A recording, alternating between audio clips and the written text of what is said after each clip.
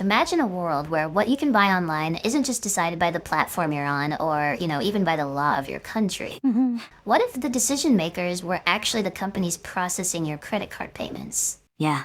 Sounds a bit unsettling, doesn't it? Well, that's precisely the situation that just unfolded on Steam, the world's largest PC game distribution platform.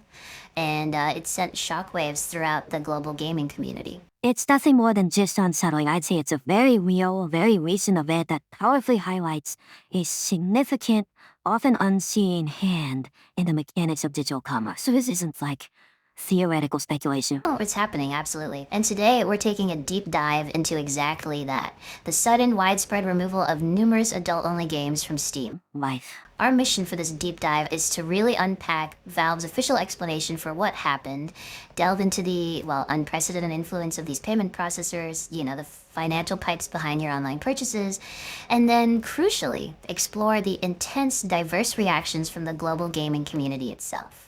Yeah, those reactions have been really strong. Definitely.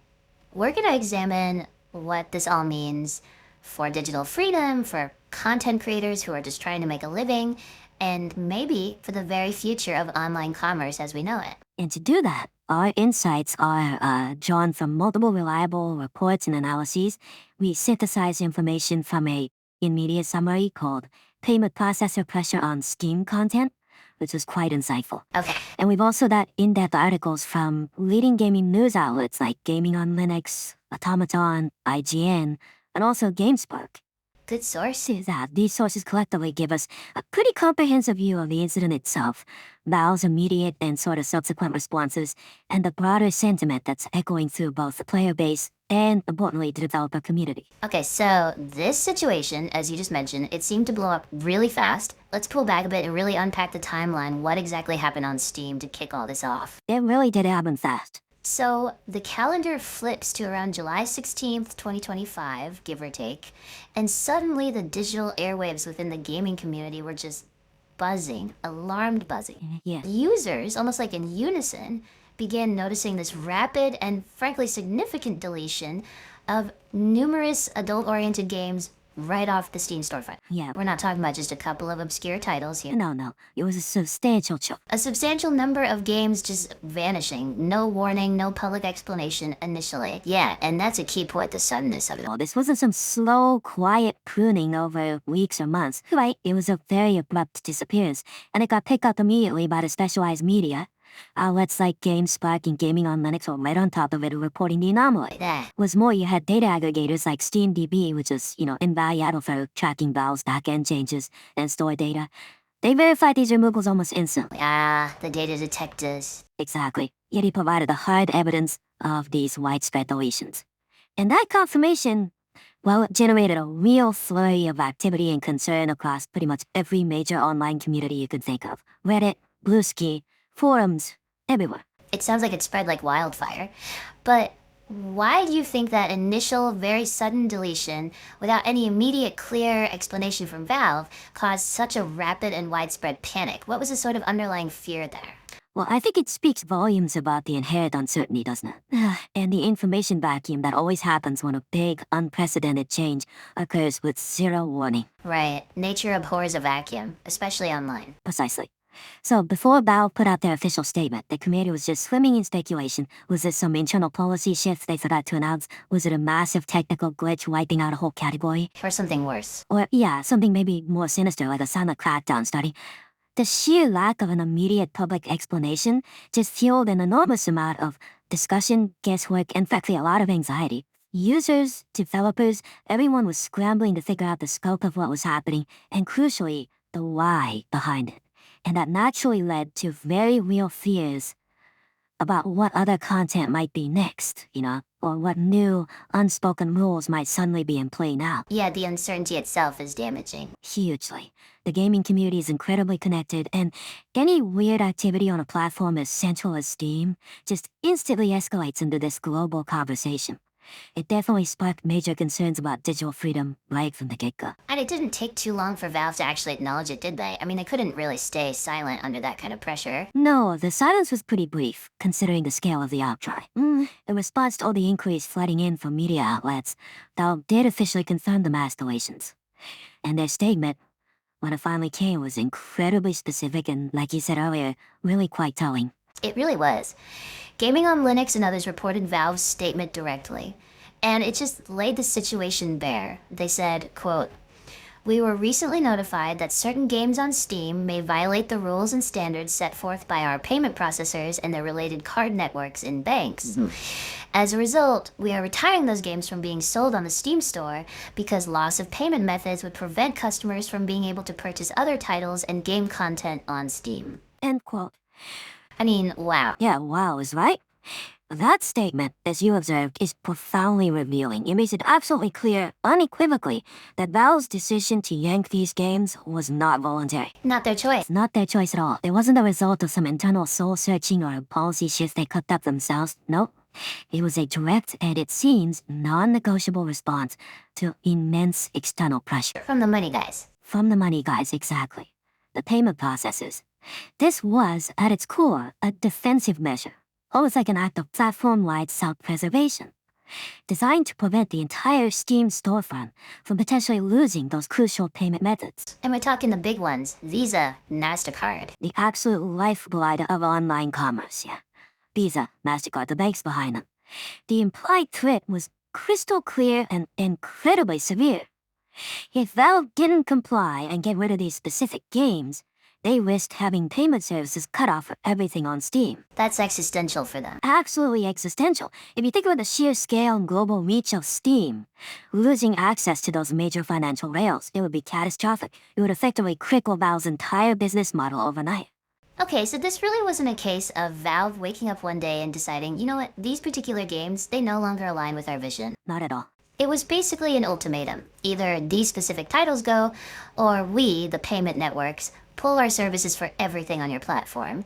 That's a truly staggering amount of power for a payment processor to wield. It really is. And the swiftness and decisiveness of Valve's action just underscores how severe that ultimatum must have been perceived internally.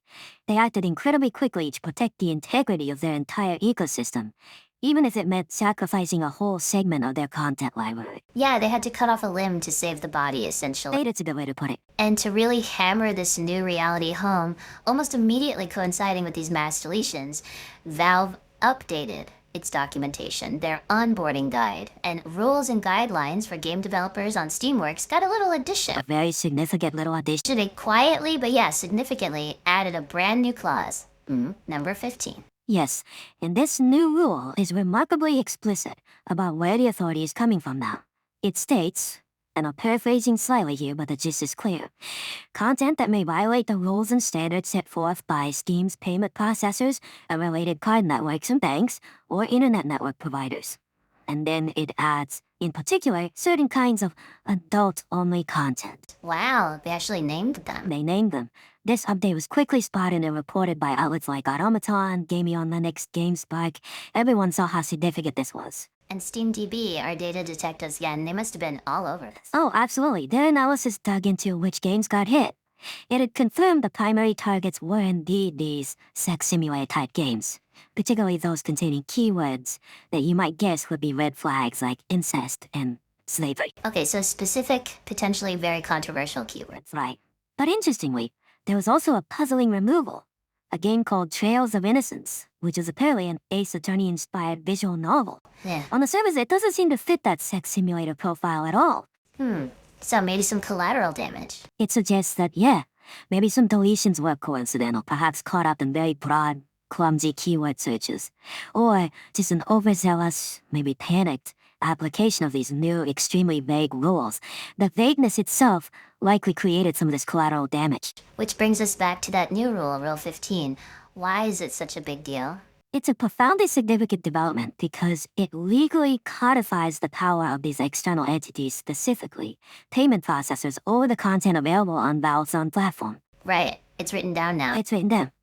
If you look at Steam's previous 14 clauses in their developer guidelines, they generally covered issues that Valve itself would determine and enforce. Things like hate speech, malware, illegal real-person sexual content, child exploitation stuff usually aligned with internal policies and legal obligations. Things you'd expect a platform to police itself. Exactly. But this new Clause 15 marks a seismic shift.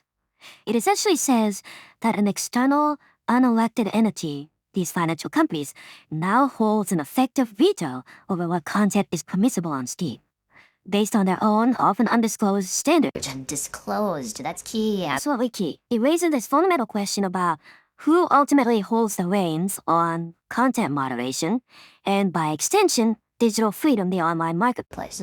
It's a significant erosion of platform autonomy, handing power over to financial intermediaries. It really feels like a fundamental change in the landscape of how digital content gets curated, and crucially, by whom. It's not just Steam's policies anymore, or even the law. It's the rules of the financial infrastructure underneath it all. Precisely. So, okay, this wasn't just Valve's choice, they felt compelled. But what exactly are these rules and standards set by the payment processors? And why are they suddenly flexing this muscle against Steam now, seemingly out of the blue? That's the multi-billion-dollar question, isn't it? And it brings us squarely to this unseen hand, the power behind the curtain. Right. Let's talk about that unseen hand. Why did the payment processors step in now? Well, the primary justification that you hear consistently from the payment processors, including the big credit card networks like Visa and MasterCard, is that disabling payment services for certain types of legal adult content is, quote, necessary to protect the brand. Ah, the classic brand protection. Yep. Automaton, GameSpark, other sources, they all highlight this as the core reasoning provided. Protect the brand. It sounds so corporate and straightforward, doesn't it? But when you actually try to pin down what it means, it's incredibly vague. It raises far more questions than it answers. That's exactly it. What's truly fascinating here, and frankly deeply concerning, is that while this brand protection line serves as their main justification, the actual concrete rules and standards, the specific criteria for what constitutes a violation are, as multiple sources stress, often undisclosed. Undisclosed and opaque. Both Automaton and GameSpark explicitly point out this critical lack of transparency, which is kind of terrifying when you think about the consequences. It has absolute profound and far-reaching implications. That lack of transparency means that game developers and platforms like Steam are essentially left completely in the dark. Flying blind. Totally flying blind. Forced to guess what specific types of content, what themes, what keywords, maybe even what artistic interpretations might suddenly trigger a ban hammer from the payment processors. Which inevitably leads to Self-censorship. It creates this environment of immense uncertainty, and consequently, it directly fosters a culture of self-censorship. If you don't know where the invisible arbitrary line is drawn, the most rational business decision is often to just stay as far away from any potential line as possible. Right, you don't want to risk your entire livelihood. Exactly, lest you jeopardize everything. And this raises that really important question.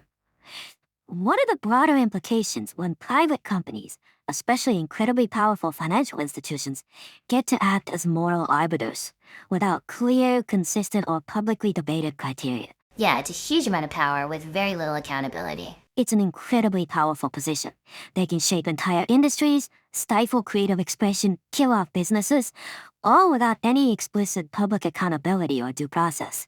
It's market control through financial strangulation. So, it's like playing a game where the rulebook is hidden from you, and if you accidentally break an unspoken rule, not only do you get penalized, but the entire stadium could potentially be shut down. That's a perfect analogy. That's an incredibly powerful incentive for self-censorship. It creates a real chilling effect on creativity, doesn't it? It absolutely does. And this isn't some isolated incident that's unique to Steam, unfortunately. Various sources highlight a really troubling pattern of this kind of payment processor intervention across a whole range of digital content platforms. Like where else? Well, Gaming on Linux, for instance, mentions that Patreon, the platform for creators to get funding from fans. Yeah, huge platform. They've had long-standing, well-documented issues with PayPal, specifically regarding certain types of adult content. These disputes has often led to creators losing vital income streams, sometimes overnight. Right, I remember hearing about some of those controversies.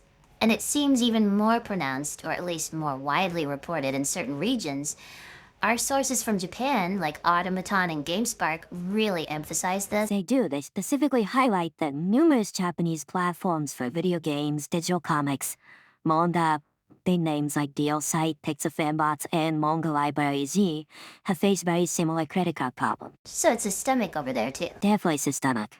This pressure has led to significant revenue loss for countless creators, and in some pretty stark cases, even the outright closure of entire platforms. Wow, closure. That's brutal. Yeah, the closure of manga library Z stands as a really stark, sobering example of the real economic and creative devastation that losing credit card support can cause. GameSpark has also reported on broader Visa and MasterCard issues, specifically affecting what they call the otaku industry. Which is basically Japanese pop culture, anime, manga things. By especially those subcultures that included significant adult-oriented content. And it gets even deeper. There have apparently been instances where mainstream Japanese banks have reportedly refused wire transfers to adult game developers. Whoa. Even the banks themselves. Leave the banks. Further illustrating just how pervasive this financial blockade can be. If you connect these dots, these historical examples show pretty clearly this isn't just a one-off event targeting Steam. It's a trend, it's a systemic pressure, a global trend. You've got powerful financial intermediaries increasingly exercising control over digital commerce based on their own evolving and, as we keep saying, often opaque standards. It's fundamentally about who controls access to the core financial rails underpinning the entire digital economy, and it shows their growing willingness to act as moral gatekeepers. It's like a quiet but incredibly effective financial blockade being erected against certain types of legal content, impacting entire industries. But speaking of precedents, there was also that incident earlier this year involving a specific game, No Mercy, that might have contributed to this climate of sort of fear and intervention. Yes, that's an important piece of context to bring in.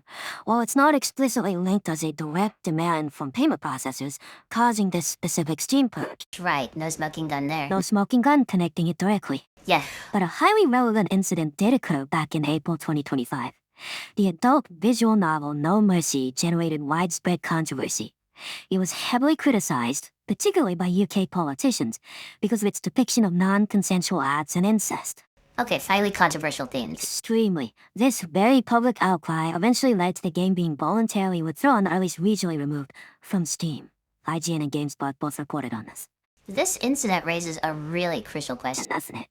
Did that kind of high-profile political condemnation of specific content, particularly content deemed morally objectionable by public figures, did that influence the payment processors to act preemptively here? It's very possible. Did they look at that and perceive these types of games as posing a significant reputational risk to their own brand protection standards, even if they weren't directly told to act on that specific game? It suggests a really complex and frankly concerning interplay, doesn't it? Between public sentiment, direct political pressure, and the internal corporate risk assessment these financial institutions are constantly doing. Yeah. It's a dynamic where public outcry, especially from politicians, can essentially signal to financial services, hey, this category of content might be too risky for our brand, even if it's perfectly legal in many places. So public pressure translates into corporate risk assessment, which then translates into financial action. That's a very plausible pathway. These companies are highly sensitive to public perception. And when prominent political figures weigh in loudly on certain content, it can significantly accelerate their risk-averse behavior. It becomes a financial calculation for them. Avoiding negative associations is paramount. Right, it's less about enforcing actual laws, that's the government's job, right, supposedly, and more about avoiding what they perceive as negative brand exposure. Exactly. And that avoidance can have an outsized, suffocating impact when you control the financial backbone of pretty much all online transactions. Okay, so given this whole intricate context, external pressure, the historical precedents, the political backdrop, how has the global gaming community reacted? The players, the developers, the artists caught in the middle. How have they responded to Valve's decision and, more broadly, to this underlying power dynamic that suddenly becomes so visible? Oh, the reactions have been incredibly strong. Very vocal, and importantly, they cover a really wide spectrum of perspectives. But there's definitely a unifying theme emerging from countless discussions. A deep, profound concern for individual freedoms and the economic well-being of creators, especially smaller, independent ones. You can almost feel the raw frustration, can't you, when you delve into the comments and discussions across Reddit, Twitter, forums. A powerfully prevailing sentiment among a huge number of commenters is just this. Payment processors should have absolutely no right, zero moral authority to control how individuals spend their own money, provided the purchases are entirely legal. Yeah, that's the bedrock argument for many. This view was expressed so vehemently by so many users, people like Neolith, Lane JCM, Grady Vukovic, Jim Cornette, Donut07, the list goes on. And what's really compelling is the clarity and the sheer strength of this argument for individual autonomy and consumer choice. Like, one user, Claythay, put it really bluntly. It's not the place of any interfering busybody to decide what I can and cannot enjoy in my leisure time. Simple as that. Pretty much. Another user, Saranoyo, cut right to the chase. Money is money unless it comes from a legal business, so they should just process it. Period. This perspective deeply emphasizes individual autonomy. It frames payment processors as what they perhaps should be: essential utilities. Their job is to facilitate commerce, not regulate content based on subjective moral judgments. It's a utility, like the phone company or the power company. They shouldn't care what you're saying or doing as long as it's legal. Exactly. It's a fervent call for maintaining clear, inviolable boundaries between legal frameworks which governments are supposed to enforce through public debate and process, and private corporate policies, which shouldn't be allowed to impose personal moral judgments on the entire market. This really goes to the core of advocating for freedom in digital transactions. Financial access should not be a tool for censorship, full stop. It's such a fundamental idea, isn't it? If a product isn't actually illegal, why should some powerful third party get to dictate whether you, as a consumer, can buy it? And this widely shared sentiment leads directly into one of the most significant and pervasive concerns voiced by the community: the dreaded slippery slope argument. Ah, yes, the slippery slope. It came up constantly. A significant and widespread concern, expressed with real urgency by many, is that this action by the payment processors sets an incredibly dangerous precedent. The thin end of the wedge. Precisely. It's seen as the first step down a slippery slope that could inevitably lead to much broader censorship, extending far, far beyond just adult content. Users like Neolith, The Sheep, Grigi, Eve, Eggroll, Cloudstriker, Sai, Tsukikira, Welkin. So many people voice this profound fear. And did they give examples of what else might be targeted? Oh yeah. Commenters went further, providing very specific, quite chilling examples of potential future targets. The Sheik, for instance, wondered aloud, what if those providers at some point decide that they no longer want to see the use of alcohol or guns or certain flags or Anything potentially controversial, anything here. Others issued dire warnings of censorship potentially extending to political activists, climate change campaigns, LGBTQ plus content, or even just standard violent video games. Users like Grady Vukovic, Eggroll, Cloudstriker, Sai brought these up. Which covers a huge amount of gaming content. Frankly, a massive amount. And the sheer vagueness of the rules handed down by the payment processors is highlighted again and again as a critical, insidious part of the problem. It makes it, as Day247 put it, impossible for anyone to be able to know if they will fall victim to it or not. That uncertainty again. That uncertainty. Some describe the situation in incredibly strong terms. Vulcan called it complete tyranny. Mary's even compared it to the North Korean dictatorship. Thor King powerfully described it as creating a chilling effect on all creative expression. Those are strong words, but you can understand the fear. The idea that once this gate is open, once these private financial giants are empowered to unilaterally decide what content is acceptable based on hidden rules, where does it stop? It fundamentally challenges the very notion of free expression in digital spaces, when financial access, your ability to get paid or make a purchase, can be arbitrarily weightmanized. This highlights a core criticism of the card company's whole tone of regulation. It's vague, it's broad, it lacks public scrutiny, and it leaves way too much open to subjective interpretation and potential abuse. It's a stark warning against this invisible, hand-throttling innovation and individual liberty. And that profound uncertainty, combined with the raw power to just unilaterally cut off a creator's entire livelihood, that's precisely where we see the devastating immediate impact on the creators themselves. Right. Let's talk about the developers and artists. Commenters voiced very serious, very immediate concerns about the direct economic consequences for countless game developers, particularly the independent ones, the smaller studios, the solo artists. As Gray Vukovic put it very succinctly and stoically, if creators can't find a way to get paid, then they can't do what they do and make a living. Simple as that. It disrupts the whole ecosystem. Completely. This specifically and disproportionately hits freelancer artists, as the source noted, and self-employed artists, as Grady Vukovic described them. It potentially forces them out of their independent careers, maybe even, as one comment put it, back into wage slavery in traditional non-creative employment. That's a really stark way to phrase it, wage slavery.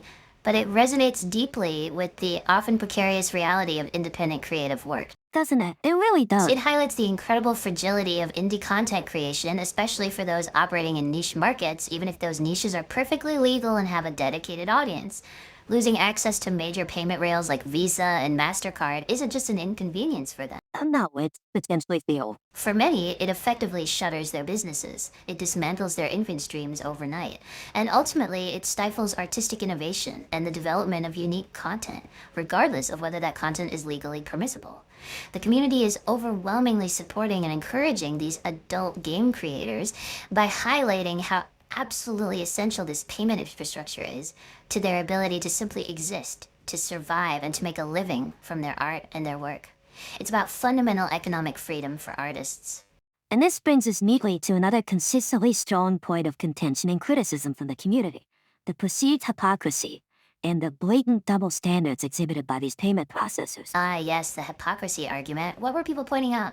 Many users pointed out what they saw as glaring inconsistencies. They questioned, quite pointedly, why these same companies happily facilitate trillions of dollars in transactions for industries like, say, cigarette manufacturers, medical insurance companies in the US, coal mining companies, political lobby groups, industries that many people I consider morally debatable or even actively harmful. Right? Industries with significant negative externalities, some would argue. Exactly.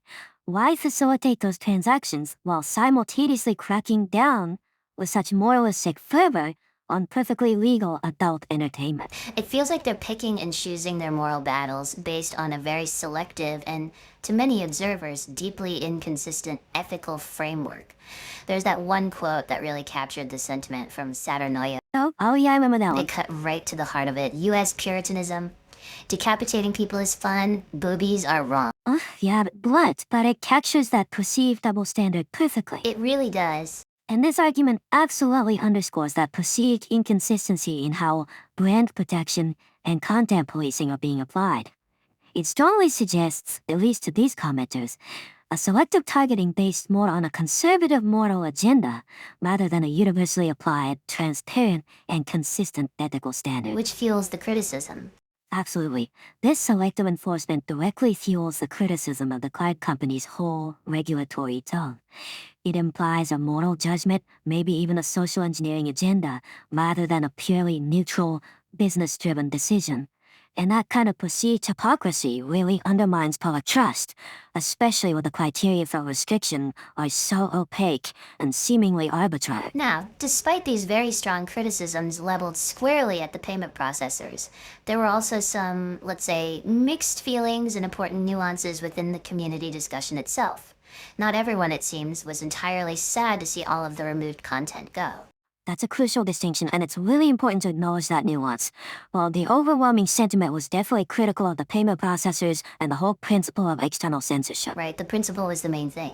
The principle was key. But some users did Expressed mixed feelings about the actual quality of some of the specific games that got removed.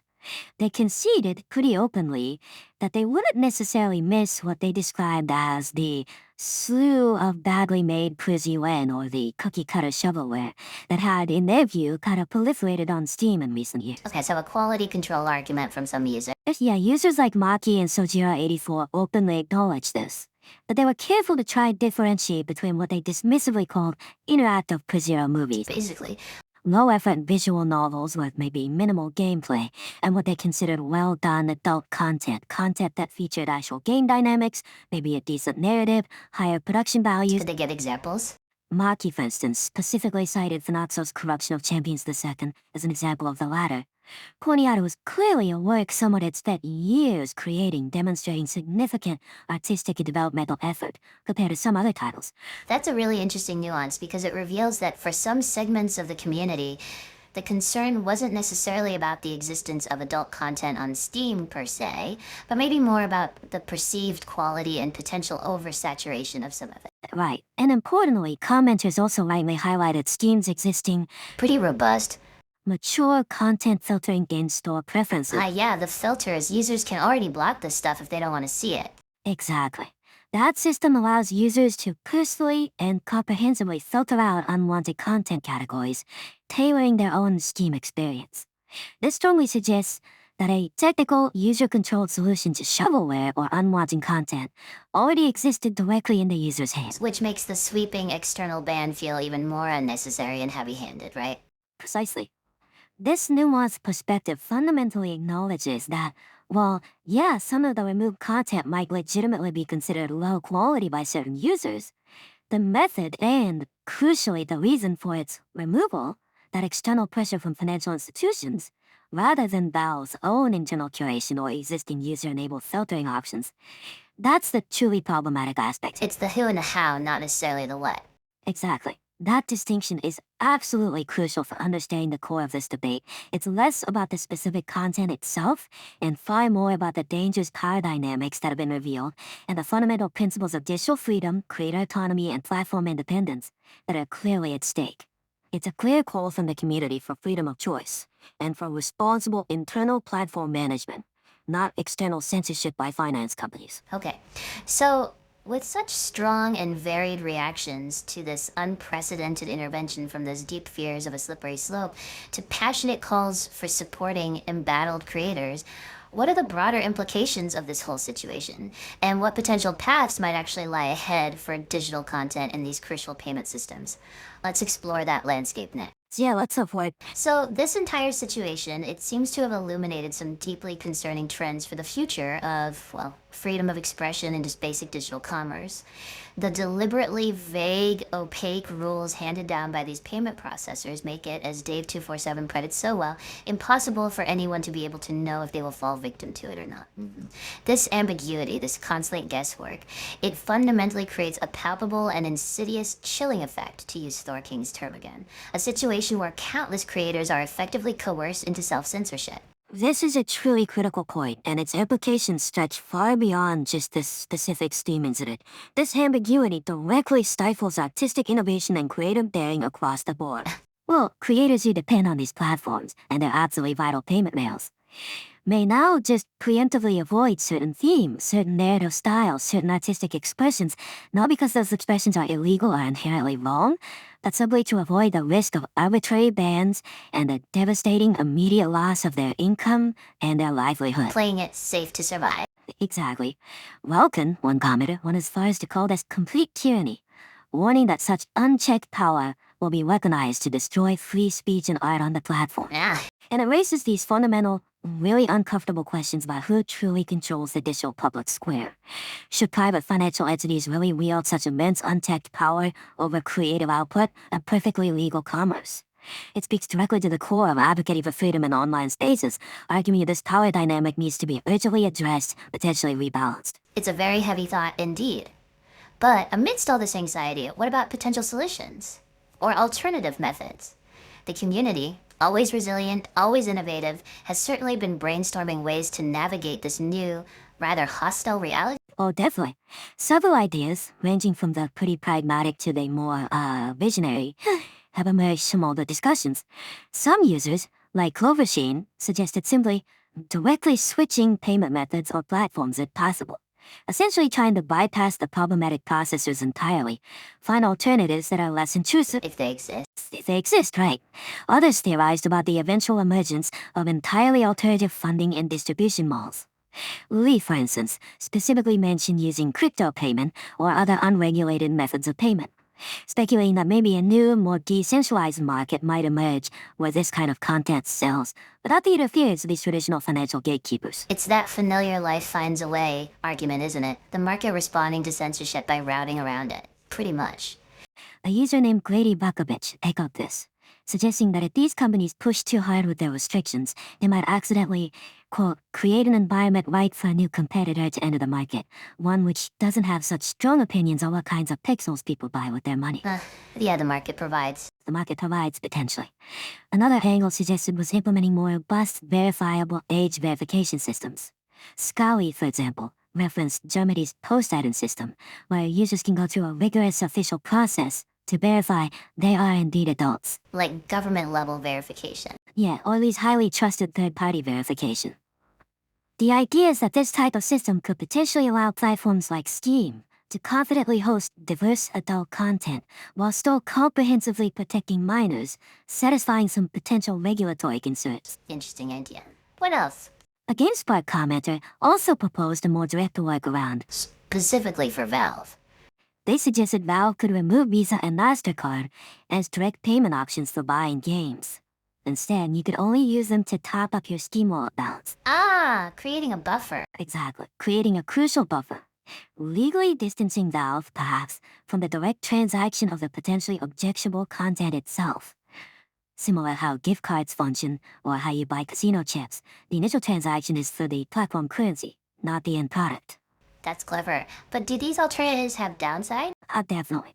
While these alternatives offer potential workarounds and maintain pathways for creators, they also present inherent and pretty significant challenges. Leslie pointed out, if these alternative payment and distribution methods are truly unregulated, that can lead to less control over content quality, potential issues with user data security, weaker consumer protection, scams, etc. Right, the Wild West. Could be. Yeah. It's a really complex trade-off between freedom from censorship and ensuring a safe, reliable digital marketplace for everyone. So, it's clearly a desperate situation for many creators, but they and the consumers are actively looking for ways to enact and resist. Beyond these technical and market-based workarounds, though, there's also been a significant call from the community for broader legal and governmental intervention to tackle this issue at a higher level. Yes, and this raises that incredibly important question about the fundamental nature of these powerful financial entities in our society.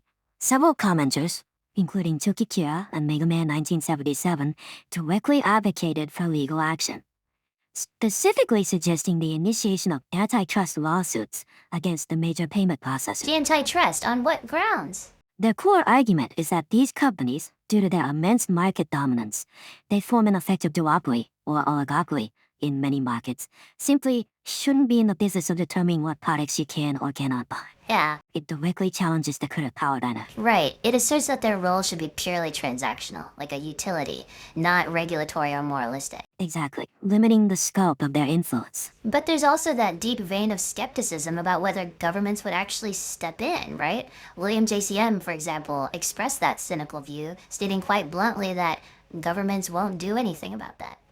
Yeah, there's definitely skepticism. And this reflects a significant ongoing societal debate, doesn't it? Should payment processors be treated as purely private companies with full autonomy to choose their clients and partners? Or, given their absolutely critical role in the modern digital economy, should they be considered essential public utilities? Like banks or telcos? Potentially, requiring stricter regulation to prevent them from becoming de facto censors of legal commerce based on vague internal policies. It raises profound questions about the scope of corporate power in the digital age, particularly when a tiny handful of entities control such critical, foundational infrastructure for everyone else. It's a huge question. It is, and the community's passionate call for things like antitrust lawsuits indicates a strong desire to see these companies held accountable, to see their power perhaps reined in, thereby directly supporting content creators and advocating for greater freedom in digital transactions overall. And some commenters even took it a step further, linking this whole episode to larger societal and political trends, framing it not just as a business dispute, but as a symptom of broader cultural battles playing out right now in the digital realm. Yes, you definitely see comments doing that, linking it directly to, quote, conservative voices throwing temper tantrums, as Marky's put it, or expressing a broader concern that religious extremists wanting to force their beliefs onto the rest of us. Mm-hmm.